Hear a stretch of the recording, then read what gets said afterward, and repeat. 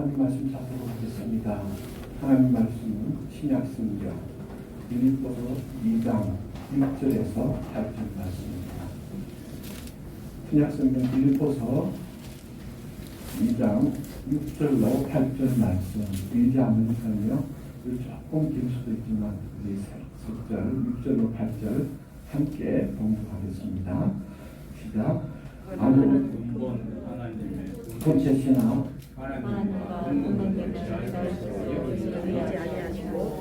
오히려 자기를 비워 종의 형체를 가지사 사람들과 같이 계셨고 사람의 모양으로 나타나사 자기를 낮추시고 죽기까지 복종하셨으니 곧 십자가에 죽으심이라. 아멘.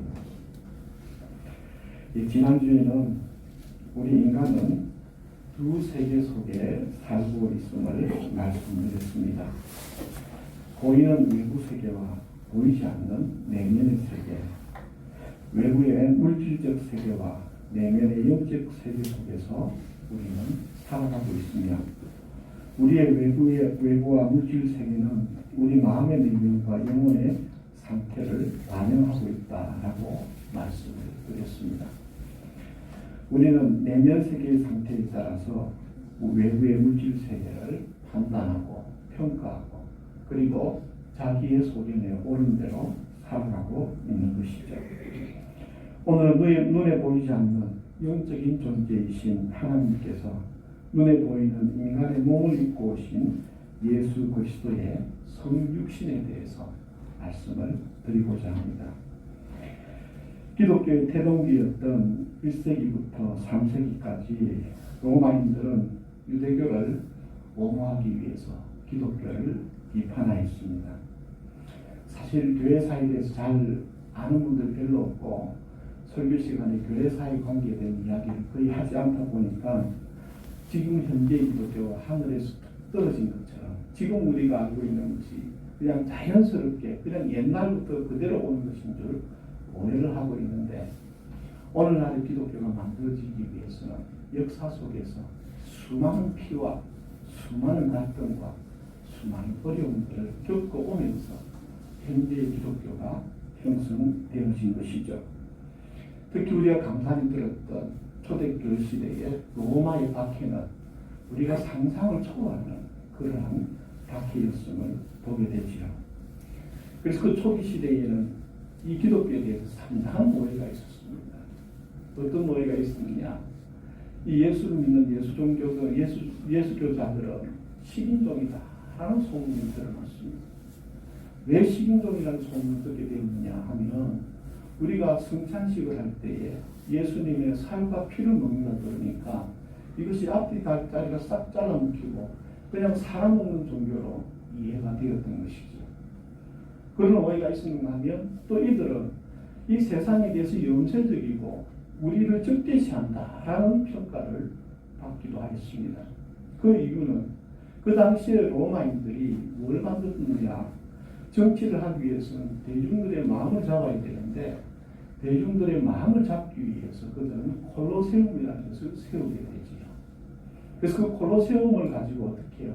그곳에서 온갖 경기들을 벌이는데, 그 안에서 벌어지는 경기들은 어떤 경기였느냐?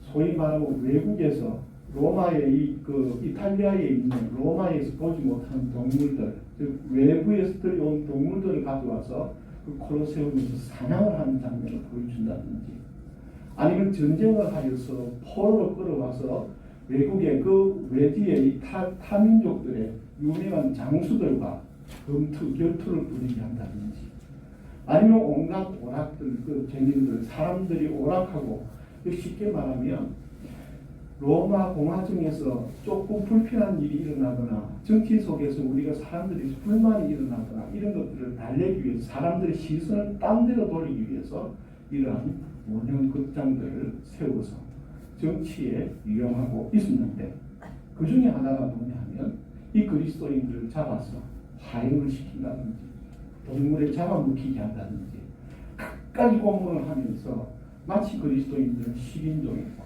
그리스도인들은 반사회적이고 여러 가지 오락적인 활동들에서도 그리스도인들은 하나님의 선함에 집중하기에 세상의 유흥에 그렇게 끌려가지 않았고, 그리고 콜로세움에 그런 데 들락날락 하는 것을 오히려 우리는 하나님 앞에서 좋지 않게 보았기 때문에 그런 데 출입을 하지 않는다고 오히려 역차별을 받고 공격을 받았던 것이죠. 이러한 초기 그리스도인들에 대한 오해가 있었는가 하면 시간이 조금 흐르면서 2세기쯤에 와서는 그럼에도 나름 판단력 있게 분별력 있게 그리스도교를 비판하려 하는 자들이 등장하였습니다. 그 첫 번째 대표적인 사람이 바로 오늘 화면에 보듯이 켈수스라는 사람이 등장하게 됩니다. 이 켈수스는 논리적으로 그리스도교를 논박하였습니다. 그는 이렇게 질문했습니다. 그리스도인들에 대해서 인간으로 탄생하는 신이 과연 신인가? 또한 자연의 지배를 받는 신이 과연 가능한가? 또 죽음을 경험하는 신이 과연 가능한가? 그리고 몸이 분해되었다가 다시 원래 상태로 부활한다는 것이 과연 가능한가? 나름 소문에 근거하여서 그리고 자기의 어떤 그런 개인적인 판단과 자기의 감정에 중심하여서 기독교를 박해했던 정치적 목적과는 다르게 나름의 기독교에 대해서 말하는 이야기들을 들어서 논리적으로 반박한 자가 켈수스라는 사람이 대표적으로 나와 있고, 이 사람이 아직까지 2세기 사람임에도 불구하고 이 사람이 쓴 글들이 남아 있어서 많은 학자들이 연구의 대상이 삼고 있죠. 그러나 여기에서 이 켈수스는 자기의 관점을 모르고 있었습니다. 그 관점이 무엇이었는가 하면 자기의 전제된 관점은 어떤 관점이냐, 하나님은 물질적인 관점에서 하나님을 바라보고 있었던 것이죠. 즉 인간의 관점에서 하나님을 바라보고 있으니까 어떻게 되느냐, 그 당시에 유행하고 있던 한 그리스 철학의 분파였던 선과 악의 기준을 무엇으로 보았느냐, 선의 결핍이 악이다라는 관점을 보았습니다. 그런 관점으로 하나님을 바라보고 그리스도인들을 비판하다 보니까 마치 인간으로 탄생한, 즉 인간의 반대, 인간은 결핍된 존재고 부족한 존재의 반대가 신이라는 개념이었습니다. 그래서 인간은 신이 아니기 때문에 인간과 다른 신을 생각하여서 신은 완벽한 존재다, 부족함이 없는 존재다, 결핍이 없는 존재다라는 관점에서 하나님을 바라보았기에 이런 질문이 던져지게 된 것이죠. 물론 지금도 이와 유사한 질문을 던지는 사람이 있습니다.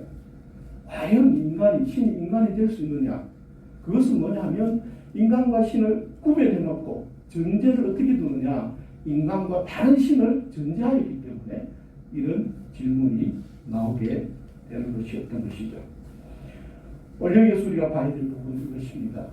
여러분, 하나님이 인간이 되셨다 봐요. 불완전한 것도 아니요, 결핍된 것도 아닙니다. 한 그루의 소나무, 한 그루의 잣나무 모두 완전한 소나무이고 완전한 잣나무입니다. 소나무에 잣열매가 열리지 않았다고, 잣나무에 솔방울이 맺히지 않았다고 불완전한 소나무나 잣나무가 되는 것이 아닌 것이죠. 더욱이 지난 태풍에 가지 하나가 꺾였다고 할지라도 그 소나무가 꺾인 가지로 인하여 불완전해지거나 또한 모자란 것이 되는 것이 아니라는 것이죠. 또한 우리는 기억해야 될 것이 소나무와 잣나무를 서로 비교하고 평가하는 것, 이것이 사실은 소나무는 소나무끼리 살펴봐야 되고 잣나무는 잣나무끼리 살펴봐야 되는데, 소나무와 잣나무를 비교하여 평가하여 솔방울이 맺히지 않는다, 잣열매가 맺히지 않는다는 이러한 사고방식 자체가 잘못된 전제고 왜곡된 모습이라는 것이죠. 하나님을 제대로 이해하기 위해서는 먼저 밖으로는 우리의 이 관점뿐만, 우리가 사는 이 지구뿐만 아니라 사실은 우주 전체를 다 둘러보아도 그 하나님의 속성을 우리는 다 알 수가 없습니다. 제한된 우리의 살아가는 이 제한된 관점에서 하나님을 판단하고 전제하고 그리고 그 하나님에 대해서 논한다는 자체가 사실은 한계가 있었고 그 전제부터 잘못되었다라는 것이죠.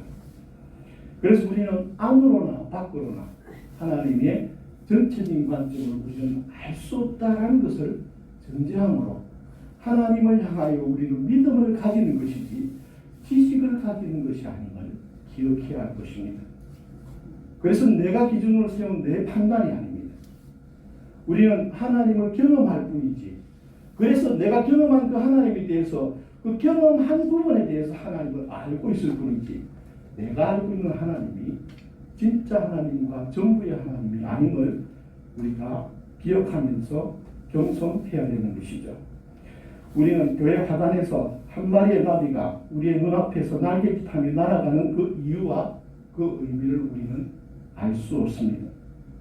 분명히 내 눈앞에서 봄에 나비 한 마리가 내 교회 화단 앞에서 날아가는 것을 보았습니다. 그것은 사실입니다. 그럼에도 그것이 지금 왜 이곳에서 그 나비가 이렇게 날개짓하며 날아가는 그 이유는 하나님만이 아신다는 것이죠.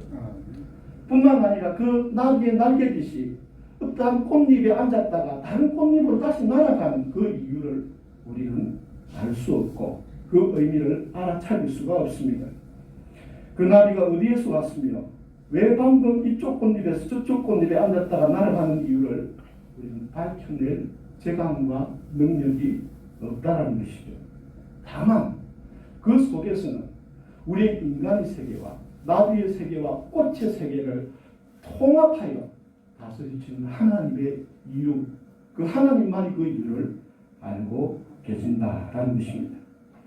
우리는 오늘 지금 우리 곁에서 함께하고 계시는 하나님의 한 부분을 경험하고 있을 뿐 하나님의 전체를 알고 있다고 생각하면 심각한 왜곡과 심각한 오류에 빠지게 되는 것입니다. 다시 한 번 말씀드립니다. 우리는 하나님을 알아가는 것이 아니라 하나님을 경외하며 경험할 뿐이라는 사실이죠. 우리는 하나님을 경외하는 자들입니다. 하나님에 대해 정의하는 자들이 아닙니다.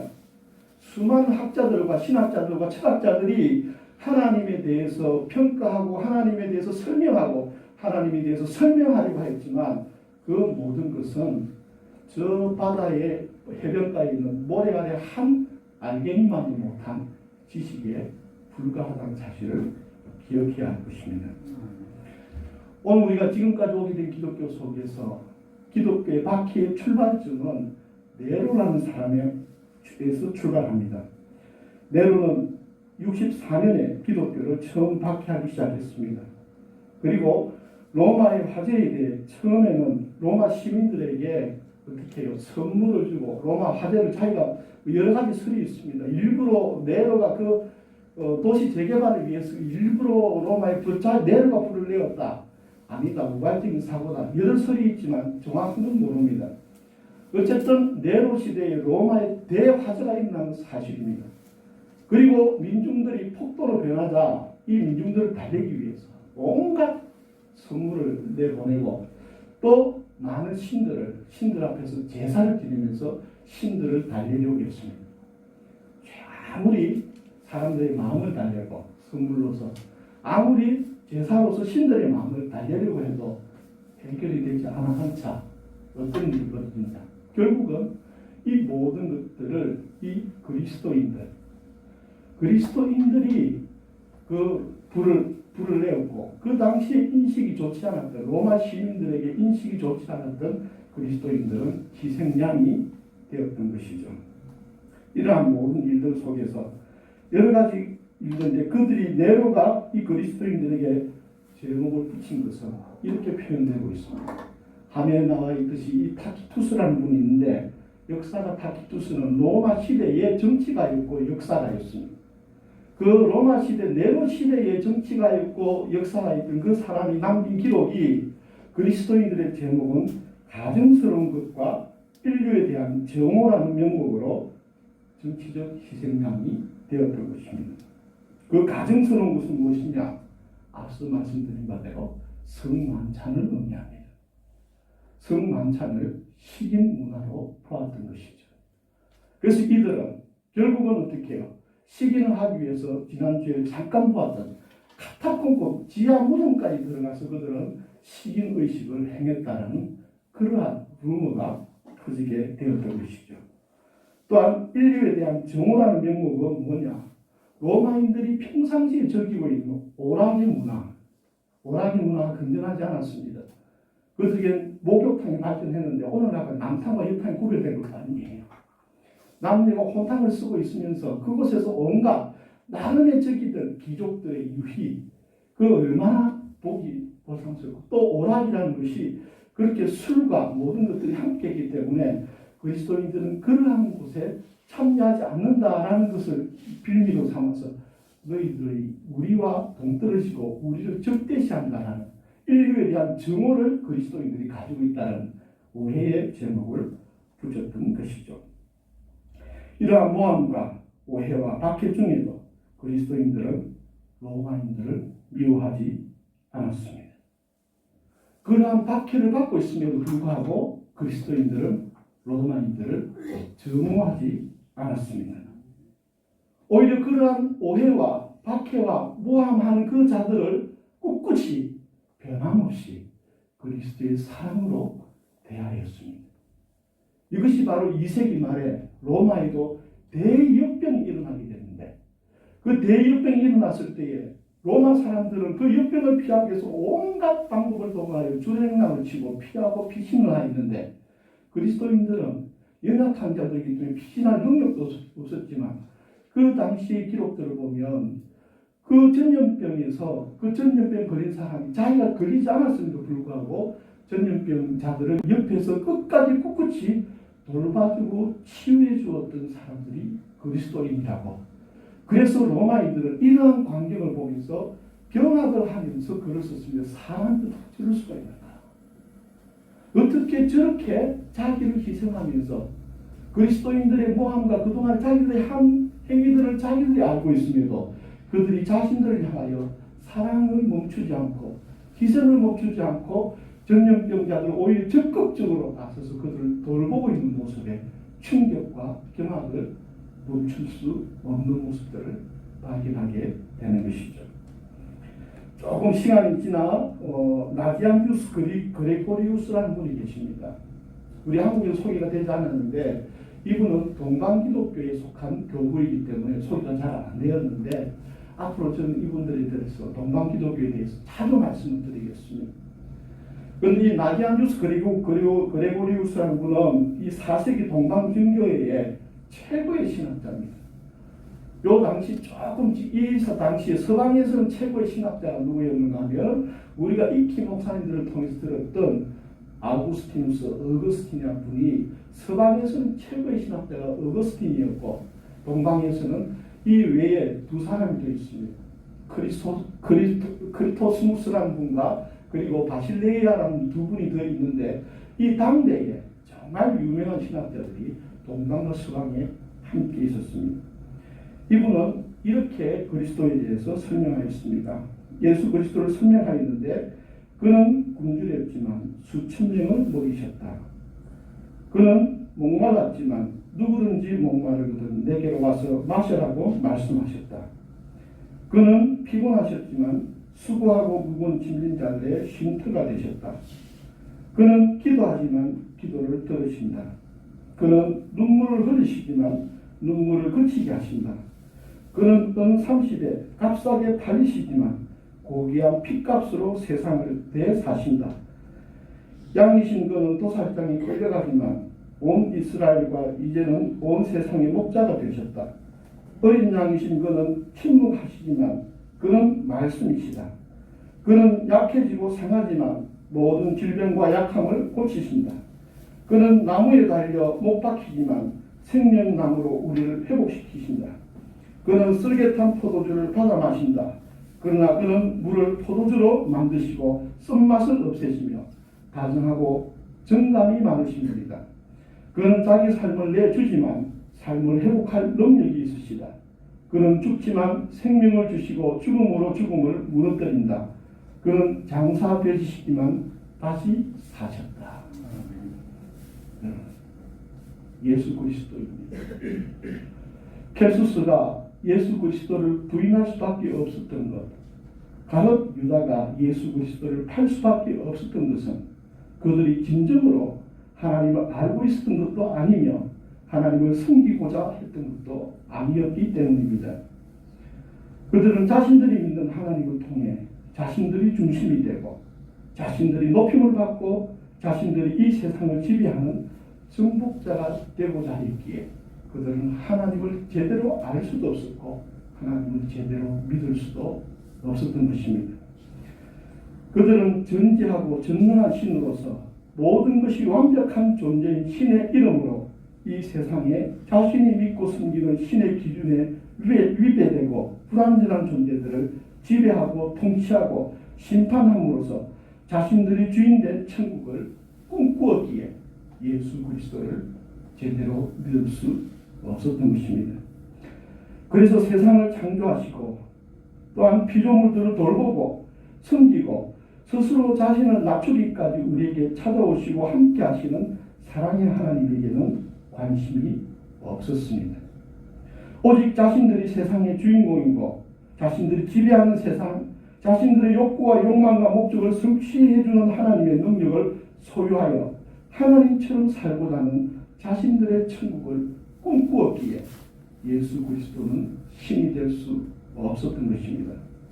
그들은 모든 이가 함께하고 모든 이가 기뻐하며 모든 이가 화목해 영생하는 하나님 나라를 위해 숨기고 헌신하고 희생하고 사랑하는 하나님 나라에는 관심이 없었습니다.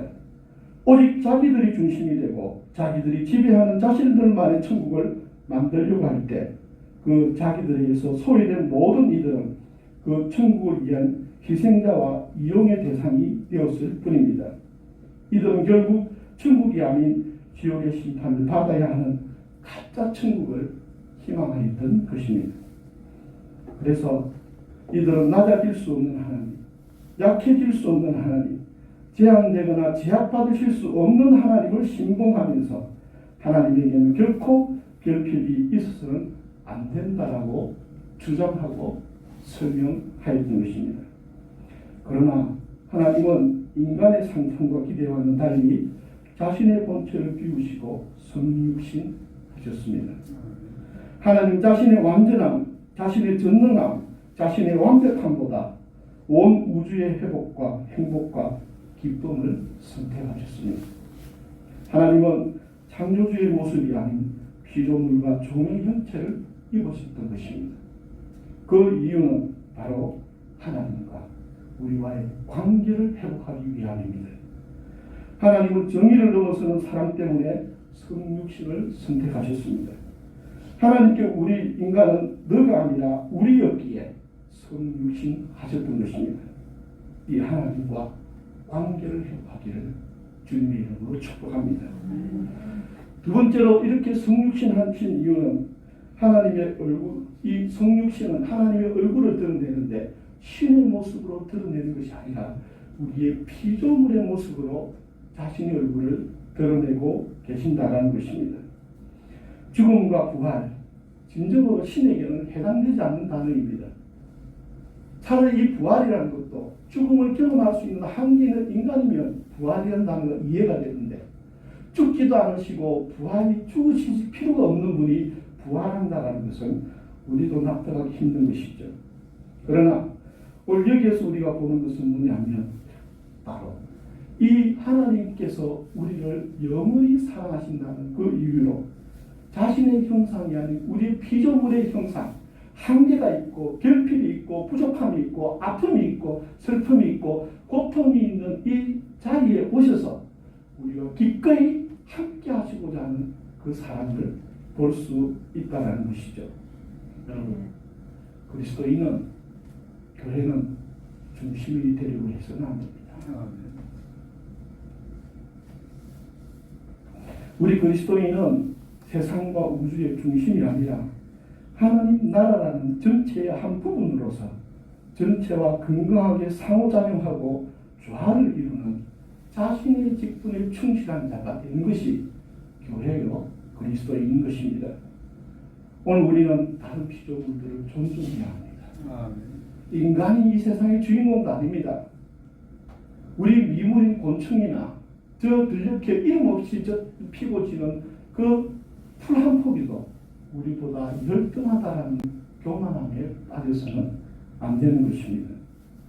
예수님께서는 자신의 영광을 비우시고 우리 인간의 모양으로 오신 것은 우리 중 누구가 어뜸이 되는 것이 아니라 모두가 동등한 하나님의 형상을 입은 자들로서 고아와 가부와 나그네와 함께하고 나 자신이 중심이 되는 것이 아닌 우리 모두가 하나 되고 우리 모두가 생명을 얻고 우리 모두가 생명을 풍성케 하며 이 풍성한 생명과 은혜로부터 소외된 자들을 구원하시고자 기꺼이 자신의 모든 것을 내어주신 사건이 바로 예수 그리스도의 성육신의 사건입니다.